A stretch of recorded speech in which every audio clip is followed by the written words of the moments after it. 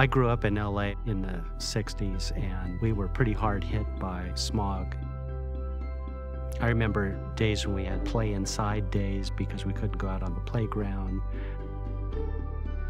I can actually remember early in my career spending time on the job out here in Los Angeles and having routinely to deal with smog alerts where it was recommended that you stay indoors.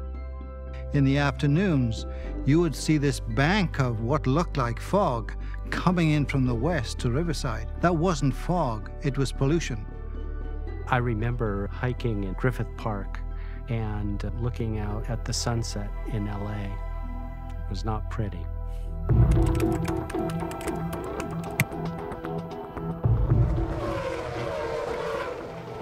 From our earliest years, we've been very focused on racing. What racing teaches you is to fight for fair rules. And we took that attitude right from Formula One into our efforts at the environment.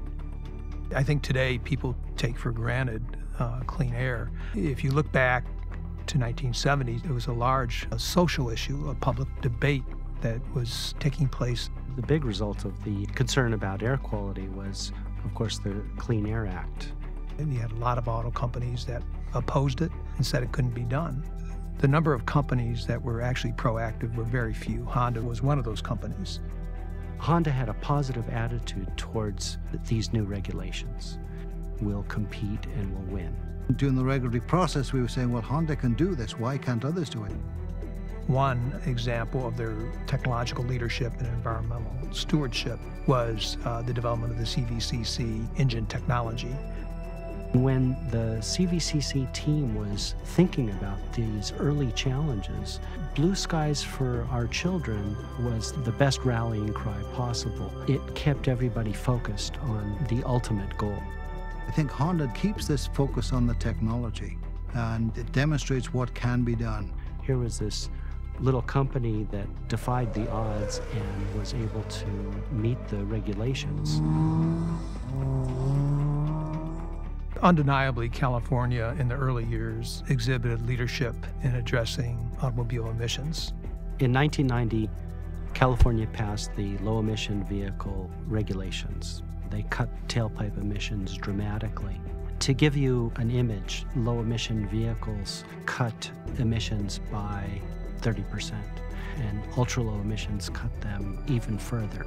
We were the first company to develop and market a low-emission vehicle in '96, an ultra-low emission vehicle in '98, a super ultra-low emission or SULEV vehicle in 2000, and in 2013 we introduced the world's first SULEV 20, the most stringent emission standard to date. Honda was an early adopter of those standards. They were proud of their environmental achievements and took a leadership role in meeting those standards. They embraced those standards. So there's been substantial reductions in automotive pollutants to the point where they're near zero emissions for a new car.